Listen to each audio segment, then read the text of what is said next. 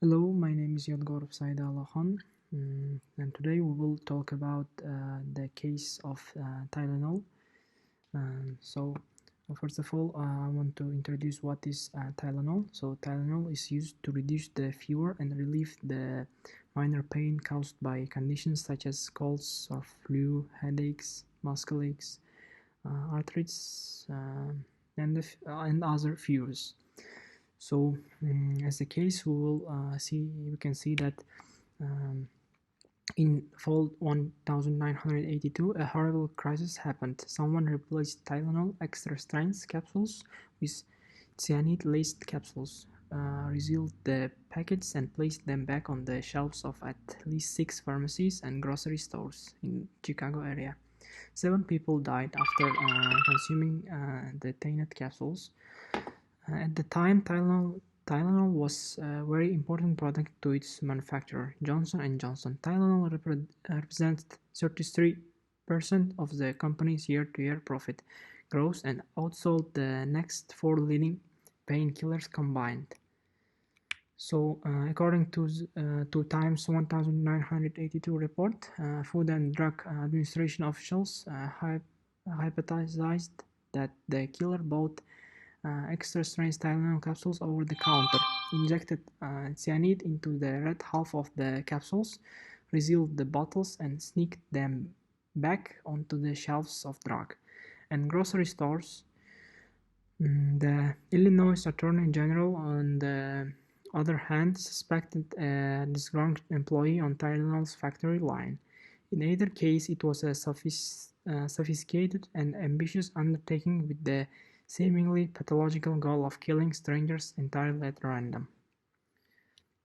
So, what actions had the Johnson & Johnson's company taken? Johnson & Johnson chairman James Burke swiftly formed a 7-member strategy team, guiding them to answer 2 questions: how do we protect the people, and how do we save the product? So, Johnson & Johnson immediately used media relations to alert consumers not to take Tylenol and to not resume until the extent of the tampering was determined. The company also stopped producing and advertising Tylenol and withdrew the product from store shelves in the Chicago area. Two more contaminated bottles were discovered, and Johnson & Johnson took the major step of ordering a national recall of Tylenol. So the national recall, despite a small chance of discovering more cyanide-laced capsules, demonstrates the company's commitment to public safety. As a result, Johnson & Johnson was perceived as victim.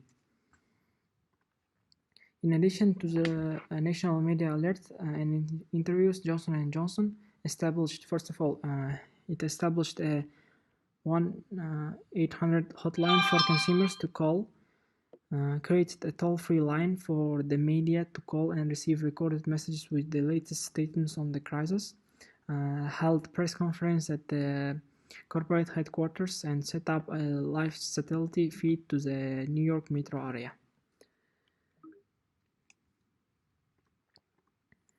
So, at one of the press conferences, Johnson & Johnson revealed the new Tylenol triple safety seal packaging: a glued box, a plastic seal over the neck of the bottle, and foil seal over the mouth of the bottle. So the Tylenol crisis was a major nationwide news story, with 90% of Americans having heard of the news in the first week. 2 clipping services found more than 125,000 news stories on the crisis. Beyond the recall and changing product packaging, Johnson & Johnson provided the victims' families counseling and financial assistance, even though the company was not responsible for the tampering. The crisis shaped Johnson & Johnson's public relations strategy from a passive to proactive approach. Deftly handling the Tylenol crisis, Johnson & Johnson completely recovered the market share lost during the crisis and established Tylenol as one of the most trusted over-the-counter consumer products. Thank you for your attention.